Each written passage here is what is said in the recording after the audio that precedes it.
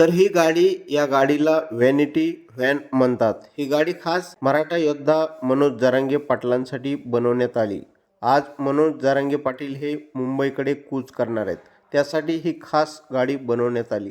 यामध्ये सर्व सुविधा असून याची तयारी आता जोरदार करण्यात आली। याबाबत गंगाधर काळकुटे यांनी ही माध्यमांना माहिती दिली। मी आणि आमच्या सहकार्याने ही व्हॅन इथं किरायाने आणलेली आहे आणि ही व्हॅन आणण्यामागं आमचा उद्देश हा आहे की मराठा योद्धा मनोज जरांगे पाटील हे गेले 5 महिने झालं रात्रीचा दिवस दिवसाची रात्र करून स्वतःचा जीव धोक्यात घालून महाराष्ट्रात फिरतायत।